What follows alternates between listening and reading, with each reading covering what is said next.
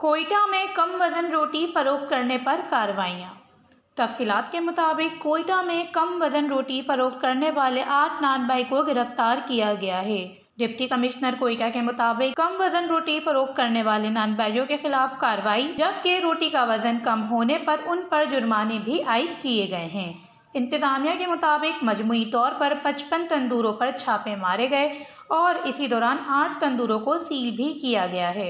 Deputy commissioner Quetta ने बताया कि शहर में कम वजन रोटी के खुलेआम फरोख्त पर अवामी शिकायत सामने आई थी, जिसके बाद कार्रवाइयां अमल में लाई गई हैं। जबकि दूसरी जानिब डिप्टी कमिश्नर कोयटा साद बिन असद की जानिब से कहा गया है कि पूरे कोयटा में डबल रोटी बंद की गई है और अब से सिर्फ सिंगल रोटी होगी और उसका रेट 25 रुपए होगा। डिप्टी कमिश्नर ने तंदूर के खिलाफ कार्रवाई के दौरान मुख्तलिफ तंदूरों पर छापे मारे और डबल रोटी बेचने पर मुअत्तदिद दुकानें सील की और दुकानदारों को गिरफ्तार करके जेल भेजा गया। लेकिन तंदूर एसोसिएशन की जानिब से इस बात पर अब भी कोई अमल नहीं किया गया और पूरे कोयटा में डबल रोटी की खरीदो फरोख्त जारी है। वश न्यूज़, कोयटा, बलूचिस्तान।